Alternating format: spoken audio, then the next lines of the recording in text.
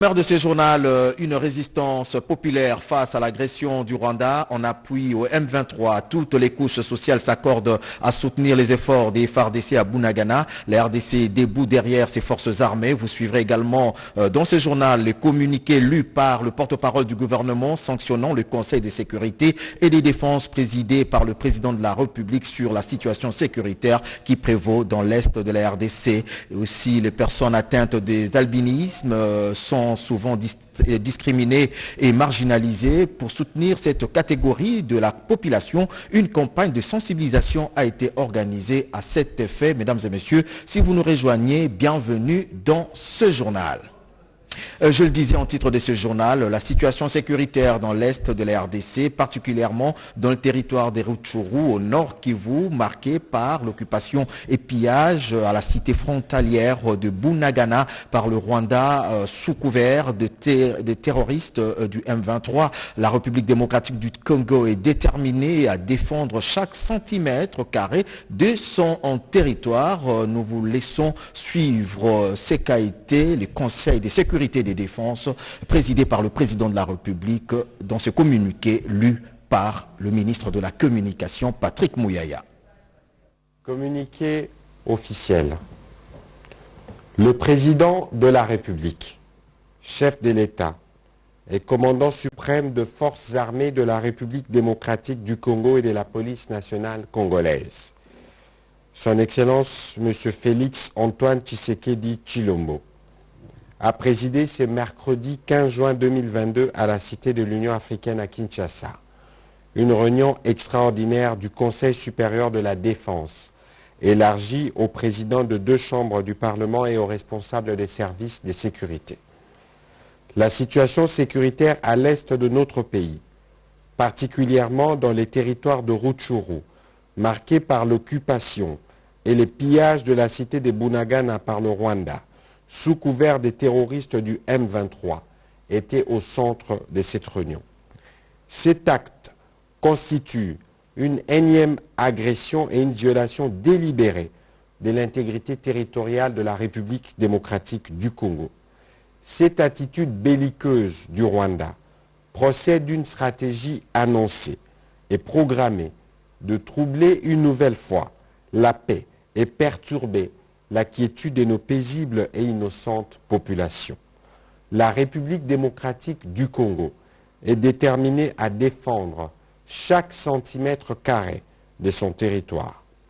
Tirant les conséquences de cette situation et consécutivement à la réunion du 27 mai 2022, le Conseil supérieur de la défense a pris des mesures suivantes.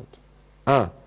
L'exigence faite au Rwanda de procéder au retrait immédiat de ses troupes sous couvert du groupe terroriste M23 du sol congolais.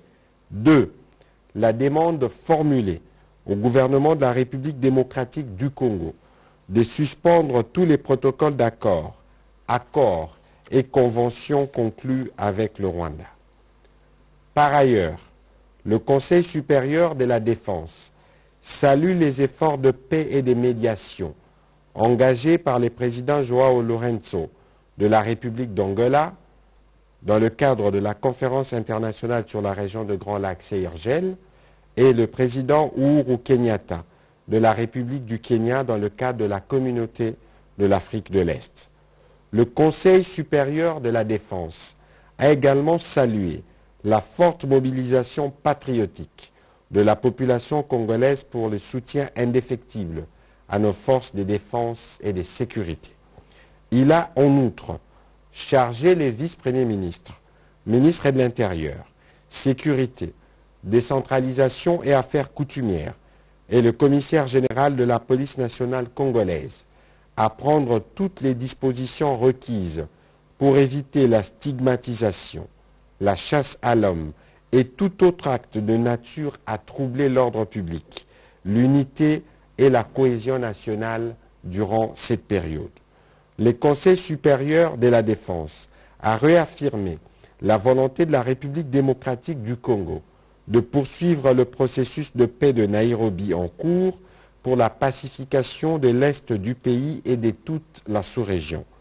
Le Conseil supérieur de la défense a demandé au gouvernement d'assurer une prise en charge immédiate de la population congolaise en détresse, victime de ces actes de barbarie et de terrorisme qui ne resteront pas impunis. Enfin, le Conseil supérieur de la défense a encouragé le gouvernement de mettre davantage des moyens nécessaires à la disposition des forces de défense et de sécurité pour assurer la défense et l'intégrité du territoire national. Fait à Kinshasa le 15 juin 2022. Je vous remercie. Et l'actualité, c'est aussi la prestation de serment de 3 nouveaux juges constitutionnels. Ils ont prêté le serment constitutionnel d'avant l'entrée en fonction et le président de la République, Félix Antoine Tshisekedi Tshilombo, a pris acte de leur prestation de serment. Reportage Blandine Zovo.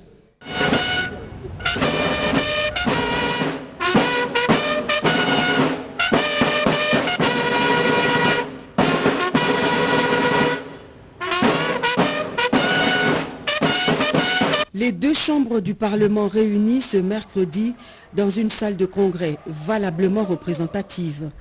Sous les ovations de la salle, le chef de l'État Félix Antoine Tshisekedi Tshilombo, en sa qualité de magistrat suprême de la nation, vient recevoir le serment des 3 juges constitutionnels nommés récemment par ordonnance présidentielle. Tout commence par la lecture de l'ordonnance de nomination par le conseiller politique du chef de l'État assumant l'intérim du conseiller principal en charge des questions juridiques, Maître Daniel Moussangou. Ces hauts magistrats ont, selon leur préséance, prêté le serment constitutionnel d'avant l'entrée en fonction. Il s'agit du sénateur Emanda Adie, désigné par le Congrès le samedi 28 mai dernier pour remplacer le défunt Polycarpe Mongoulou, décédé en avril de l'année en cours. Les 2 autres nouveaux hauts magistrats sont ceux respectivement désignés par le président de la République et le Conseil supérieur de la magistrature en remplacement de l'ancien président de la Cour constitutionnelle Dieudonné Kalouba Diboué et du juge Prince Funga Molima. Leur mandat ayant pris fin à l'issue d'un tirage au sort au mois de mai dernier. Le magistrat suprême a pris acte de cette prestation de serment devant le Congrès, le gouvernement, les corps constitués, le corps diplomatique et les forces vives de la nation. Je jure solennellement de remplir loyalement et fidèlement les fonctions de membre de la Cour constitutionnelle de la République démocratique du Congo, de les exercer en toute impartialité, dans le respect de la Constitution, de garder le secret de délibération et des votes, de ne prendre aucune position publique, de ne donner aucune consultation à titre privé sur les questions relevant de la compétence de la Cour constitutionnelle et de n'entreprendre aucune activité mettant en cause l'indépendance, l'impartialité et la dignité de la Cour. Je prends acte de votre prestation de serment en qualité de juge à la Cour constitutionnelle. Mes très sincères félicitations. Avec la prestation de serment des 3 juges, la Cour constitutionnelle affiche désormais complet avec ses 9 membres qui vont désormais siéger valablement. Leur première tâche consiste, selon l'article 10 de la loi organique portant organisation et fonctionnement de la Cour constitutionnelle, à élire leur président pour un mandat de 3 ans renouvelable une seule fois, celui-là même qui est de facto président du Conseil supérieur de la magistrature.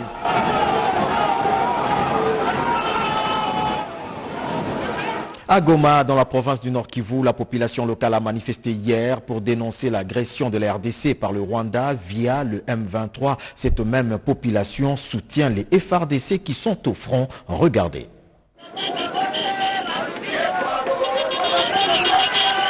Une marche de soutien au FARDC et de refus de l'agression rwandaise a permis le mercredi 15 juin 2022 aux habitants de Goma de passer un message. Ils ont sillonné différentes artères de la ville à partir de plusieurs coins, utilisant des motos et autres moyens. Certains avec des calicots portant des messages encourageant les FARDC, d'autres exigeant le retrait des troupes rwandaises. Et les couches sociales qui ont été dans les rues ont exprimé leur ras-le-bol de voir le pays agressé.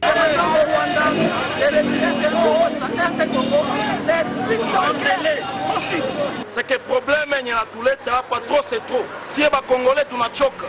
C'est que inchi kidogo sagisi Rwanda haezi tuonea mpaka mwinifo.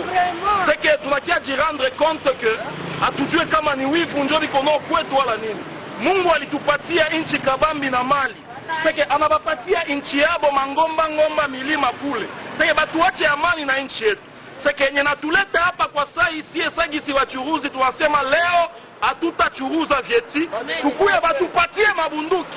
Kama ni kuingia Rwanda, tutaingia.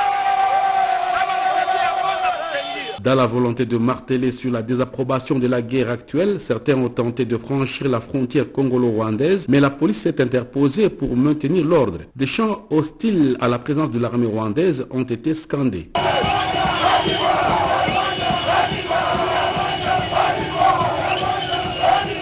À chaque rencontre des militaires sur le passage, un bain d'encouragement s'improvisait. Devant le quartier général de la 34e région militaire, ils ont acclamé le travail des FARDC. Pour cette marche, des sticks d'arbres ont été également utilisés pour passer le message, ainsi que des cartons et autres matériels. Tous ou presque ont mis des rubans rouges sur la tête à cette circonstance.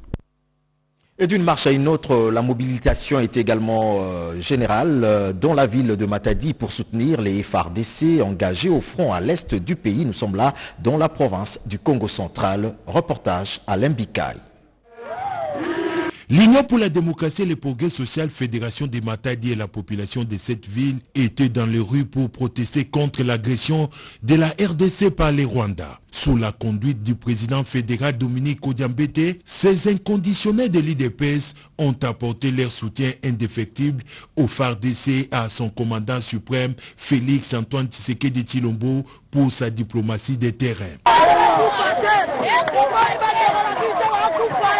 Plus que jamais déterminés, les Matadiennes et Matadiens ont manifesté leur souhait d'intégrer les forces de défense nationale pour défendre l'intégrité de notre territoire et assurer sa grandeur. La fédération de l'IDPS Matadi est prête à mettre à la disposition du commandant suprême, son Excellence Félix Antoine Tshisekedi Tshilombo, ses combattants pour rejoindre les fonds militaires à l'est du pays afin de participer activement au délogement des terroristes du M23 soutenus par le Rwanda. Très touché par cet élan patriotique et le soutien de la population de sa province aux institutions de la République, le gouverneur intérimaire Justin Luemba a appelé l'assistance à former un bloc patriotique autour du chef de l'État Félix Antoine Tshisekedi pour mettre fin aux tueries de l'Est. Soutien au FARDC, on en parle encore dans ces journaux avec cette enveloppe consistante mise à la disposition des soldats loyalistes par les élus du peuple. Reportage Sylvie Mwembo. C'est officiel, l'Assemblée nationale a mis à la disposition des militaires de forces armées de la République démocratique du Congo engagés au front en Ituri au Nord Kivu une enveloppe évaluée à près de 200 000 $ américains, fruit des cotisations mensuelles des élus du peuple. L'annonce a été faite par Christophe Mbosoko Diapwanga, président de l'Assemblée nationale. À cette occasion, le speaker de la Chambre basse du Parlement a adressé aux députés nationaux le message ci-après. La première défense, c'est d'abord nous-mêmes. Les autres viendront en soutien.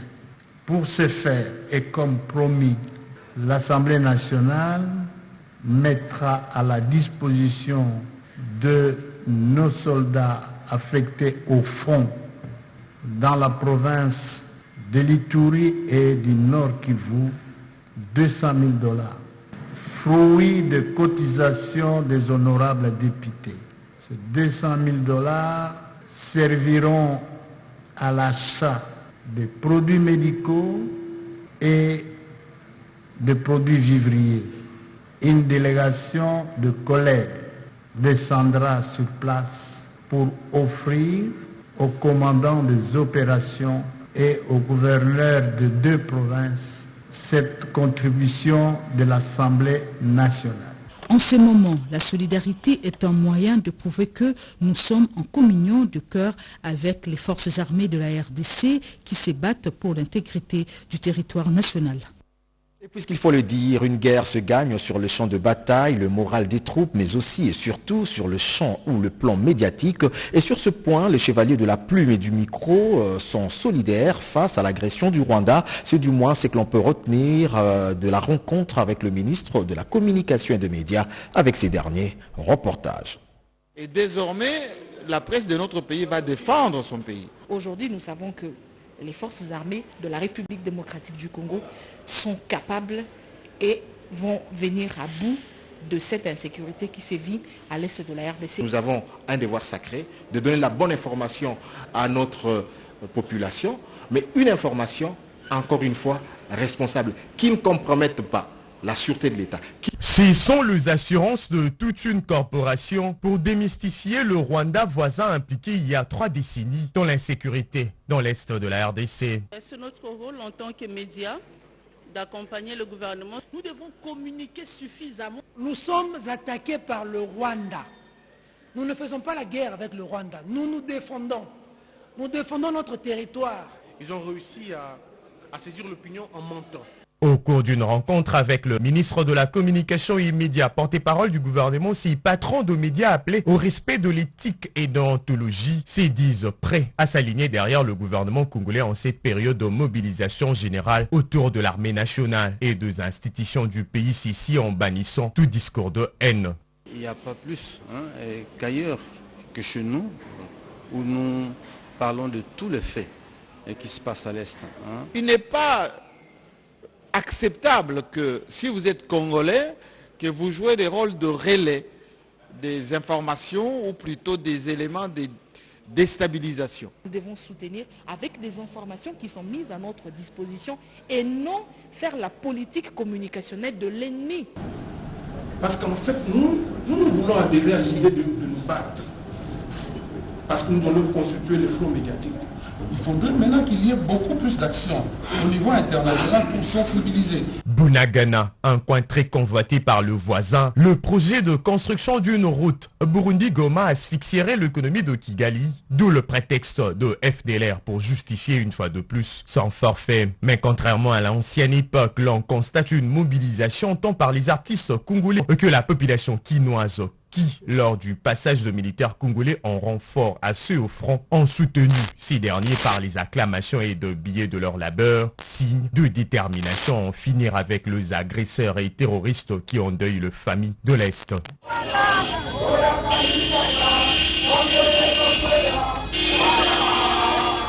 Cet engagement professionnel et patriotique de journalistes n'entend nullement aliéner la liberté de la presse et la liberté d'expression garantie par les lois de la République. Et nous revenons sur cette réaction en termes de sortie médiatique d'Adolphe Muzito. L'ancien Premier ministre propose la construction d'un mur de séparation à la frontière RDC-Rwanda. On fait le point avec Françoise Bouela. Invasion de la République démocratique du Congo par le Rwanda derrière le M23. L'ancien Premier ministre Adolphe Muzito brise le silence. Dans une interview accordée à la radio onusienne, il lève un coin du voile. C'est une question de terre. Cette insécurité à l'Est, c'est principalement les terres. Le Rwanda, en instrumentalisant ce qu'on appelle rébellion M23, en réalité veut dépeupler nos terres de l'Est et pour les repeupler avec les populations extérieures qui ont des problèmes réels de terre. Au Rwanda, ils sont 500 au kilomètre carré. Dans 20 ans, ils seront 1000 habitants au kilomètre carré. Comme solution, l'élu national de Kikwit fait des propositions chiffrées. Et nous pensons qu'avec $1 milliard, grâce aux performances actuelles de l'État en ce qui concerne les ressources fiscales, on peut consacrer $1 milliard pour notre défense. Équipement, soldes militaires et puis armes ainsi que les munitions. Mais aussi être en mesure de financer la sécurité dans les provinces de l'Est. Donc avec $1 milliard, on peut s'en sortir et donner une prime aux militaires au front. Placer des hommes, oui, il va plus loin. pour proposer la construction d'un mur à la frontière. La vraie partie qui est, si vous voulez, fragile et qui est poreuse, c'est la partie des 60 km. Et nous pouvons faire un mur de 60 km. L'Ouganda, on verra à moyen terme.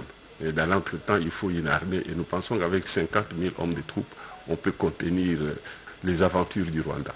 Nous devons nous protéger. Mais ça signifie que les Rwandais peuvent venir ici, mais en venant par la voie officielle, parce qu'il y aura toujours un espace où des portes d'entrée au Congo, entrée-sortie. On n'arrête pas avec les commerces, mais nous nous sécurisons par rapport à toutes les agressions, parce que la recherche de la terre va continuer. Ils vont être 1000 km d'ici 20 ans. Donc ils font ces murs pour sécuriser notre pays. Le débat reste fertile. Il est nourri par des pensées de tous bords. Et la jeunesse estudiantine suit également de près la situation sécuritaire qui prévaut dans l'est de la RDC et pour la plupart, ils dénoncent l'agression rwandaise et qui se cache derrière le M23 et demandent la rupture de la coopération avec le Rwanda, propos recueillis par Anastasie Dombou. Nous sommes vraiment très contre ce qui se passe à l'est du pays. Il y a nos frères, personnellement j'ai de la famille là-bas, j'ai un grand-père qui habite là-bas et c'est quand même stressant à chaque fois. Quand tu attends, il y a une attaque, de l'appeler, est-ce que ça va, est-ce que tout va bien. Alors nous sommes vraiment derrière nos forces armées. Nous prions Dieu que ça se passera bien. Notre souhait est que vers la fin de cette année, si Dieu peut nous faire grâce, que cela se termine. Et en tant qu'étudiant, ce que moi je peux dire personnellement, ce n'est pas à la population vraiment de prendre des décisions, c'est à l'État, par son pouvoir et par sa diplomatie et l'intelligence des gens qui peuvent ramener de l'ordre de notre côté. Nous sommes totalement contre les problèmes que nous avons au niveau de l'Est. Il y a des pays qui nous attaquent, mais aussi il y a des groupes rebelles qui nous font du mal. Alors de notre côté, nous soutenons vraiment les FARDC. En tout cas, si on veut la paix, on doit préparer la guerre. En tout cas, moi, quant à moi, j'aimerais qu'on déclare la guerre. Ça serait une façon de nous faire respecter. Je condamne la guerre qui s'oppose entre la RDC et le Rwanda. Nous sommes à 100% Congolais et nous soutenons à 100% nos forces armées de la République démocratique du Congo. La situation sécuritaire qui prévaut dans l'Est de la RDC a également fait l'objet de la conférence de presse de la MONUSCO où le message de Bintou Keïta invitant les différents acteurs au conflit à la compassion et à la cessation des hostilités. Reportage Mamita Bangoulou. La MONUSCO invite les protagonistes à compatir aux douleurs de populations de l'Est meurtries depuis un quart de siècle. Madame Bintou Keïta salue l'initiative de l'Union africaine avec la médiation du président angolais Joao Lourenço visant à raffermir les liens entre le Rwanda et la RDC. Le colonel Hervé de la MONUSCO fait savoir que la MONUSCO est là pour assurer la sécurité des populations civiles à Bunagana depuis l'attaque contre le FARDC. Nous allons continuer à supporter les FARDC. Ce parallèle-là entre 2013 et aujourd'hui, il faut faire très prudent lorsqu'on le fait. Donc est-ce que la MONUSCO va continuer d'appuyer les FARDC? Oui. Tout à fait. Est-ce qu'il s'agit de rééditer ce que vous avez dit de l'exploit de 2013? Eh bien, ce n'est pas nécessaire, parce que maintenant, il y a des FARDC compétents pour faire le travail. À l'approche de la célébration de la Journée mondiale des réfugiés qui intervient le 20 juin, quelques dispositions sont prises pour la protection des réfugiés. Nous apportons notre soutien, en effet, parce que nous voulons sauver des vies, mais vous êtes d'accord avec moi qu'il ne sert à rien de sauver des vies en sacrifiant d'autres. Donc il faut, autant que faire se peut, garder toutes ces vies-là sauves. Ces derniers sont pour la plupart hébergés dans des familles d'accueil. Le projet de loi portant reddition des comptes pour l'exercice 2021 vient d'être déposé au niveau du bureau de l'Assemblée nationale par le ministre des Finances Nicolas Kazadi. Reportage Sylvie Mwembo. Contrairement aux habitudes, Nicolas Kazadi, ministre des Finances, a déposé ce mardi 14 juin entre les mains du président de l'Assemblée nationale, Christophe Mbosoko-Diapwanga, le projet de loi portant reddition des comptes de la loi des finances numéro 20/20 du 28 décembre 2020 pour l'exercice 2021, tel que modifié et complété par la loi des finances rectificative numéro 21/028 du 31 décembre 2021 pour l'exercice 2021. Au sortir de l'audience, le ministre des Finances s'est exprimé en ces termes.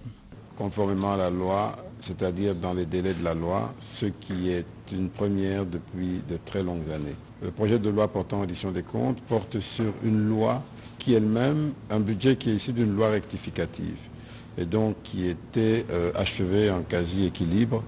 Et pour les détails, vous les aurez au moment des débats en septembre prochain. À la question de savoir le contenu de ces textes de loi, le ministre Nicolas Kazadi s'est limité à dire que le débat sur ces textes aura lieu au cours de la session de septembre et ces projets de loi portant reddition des comptes portent sur une loi qui elle-même est issue d'une loi de budget rectificative qui s'est achevée en quasi-équilibre. Après la récolte à la ferme militaire de Mabana, l'heure est à la mise à sac des maïs, cette denrée alimentaire produite par nos vaillants soldats. C'était en présence de la vice-ministre de la Défense nationale, Séraphine Kilobo. Regardez.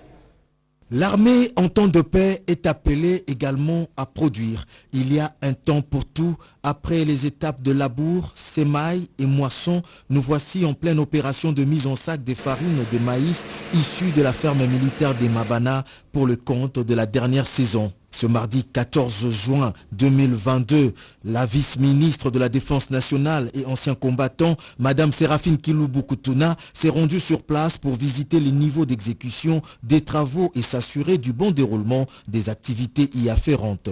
C'est un travail bien fait et nous avons des résultats. Les résultats sont là, les résultats palpables. Là, nous avons des sacs de maïs de 25 kilos. Et nous voulons continuer. Si les moyens sont vraiment mis à notre disposition, je pense que nous ferons encore mieux. Nous allons continuer avec l'agriculture, parce que nous sommes en train de faire l'agro-pastoral. Nous allons maintenant mettre sur pied l'élevage. Et nous allons faire aussi la pisciculture. Parce qu'ici, nous avons au total 8000 hectares concession militaire. Par la même occasion, le numéro 2 de la Défense nationale a visité les champs de manioc et d'autres étendues déjà labourées dans lesquelles les travaux vont bientôt démarrer pour la saison prochaine. Le bâtiment abritant l'Académie de la police nationale congolaise à Ntsele sera bientôt opérationnel. Assurance faite par le conseiller principal du chef de l'État en charge des infrastructures. Reportage Hussein Dalla et Eric Kabamba.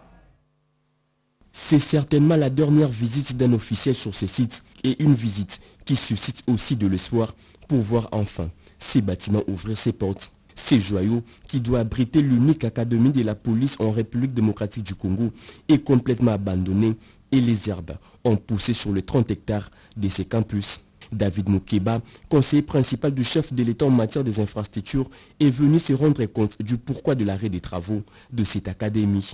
Ces projets, conçus depuis 2014, ont envisagé la construction des 19 bâtiments, mais jusque-là 5 seulement sont construits.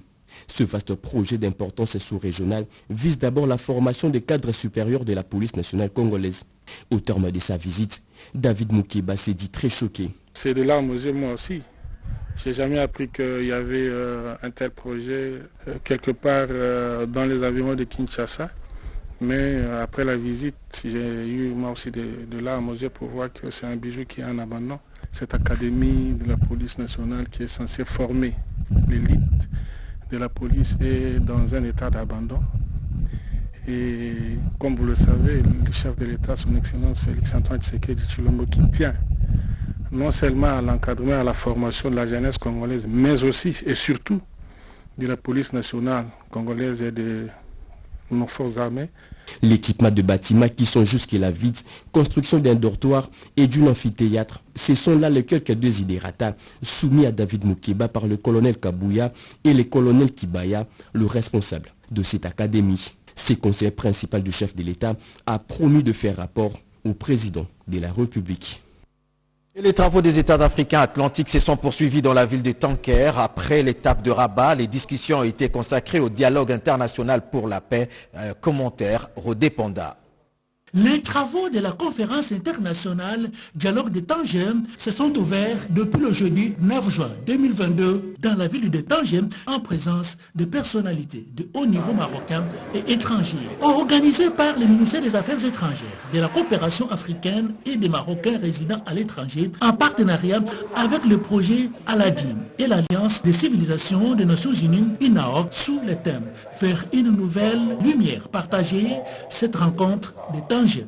Cette rencontre sur le dialogue de Tanger vise à débattre de plusieurs questions d'actualité urgente et d'importance majeure liées à la coexistence interreligieuse et au dialogue interculturel. Ce conclave connaît la participation notamment de André Azoulay, conseiller de Sa Majesté le Roi, et de Nasser Bourita, ministre des Affaires étrangères, de la coopération africaine et des Marocains résidant à l'étranger, ainsi que de plusieurs ministres et responsables marocains et étrangers, parmi lesquels l'ambassadeur congolais accrédité à Rabat au Maroc, Henri Mangaya Yange Mundowa, qui a représenté la République démocratique du Congo. Vous savez, nous sommes à un moment critique de l'histoire. Le monde va mal. Il se passe des choses inquiétantes à peu près partout. Mais là, je discerne un couloir de lumière. Et cette lumière, nous en avons besoin. C'est un dialogue, mais c'est aussi un plan d'action, un appel à l'action. Et pour voir ce qu'on peut faire ensemble, ce que peut faire le monde musulman, le monde occidental, tous les continents, ensemble, pour essayer de forger un avenir un tout petit peu plus harmonieux. Lors de cette rencontre, les participants discutent principalement des moyens de construire la paix à travers la culture, l'importance des facteurs économiques dans la dynamique des relations entre l'Occident et le monde islamique, mais aussi faire un clin d'œil sur les problématiques liées aux nouvelles technologies et au changement climatique en Afrique et au Moyen-Orient, ainsi que des perspectives à court et moyen terme au Moyen-Orient et en Afrique du Nord. Pour faire entendre nos voix, c'est le thème de la campagne de lutte contre les cancers de la peau chez les personnes vivant avec albinisme. L'ONG Corbetta et la Fondation Tumbaloaba ont organisé une campagne de sensibilisation pour ces personnes atteintes de l'albinisme. Reportage Diane Balaka et Thierry Nzazi. Les personnes atteintes de l'albinisme sont victimes de nombreuses formes de discrimination dans le monde. Ici, en République démocratique du Congo, plus précisément à Kinshasa.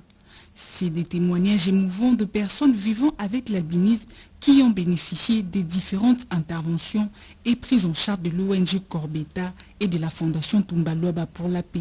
C'est dans ce cadre que nous avions pensé organiser une campagne de lutte contre le cancer de la peau à Kinshasa, dans d'autres provinces de la RDC, dont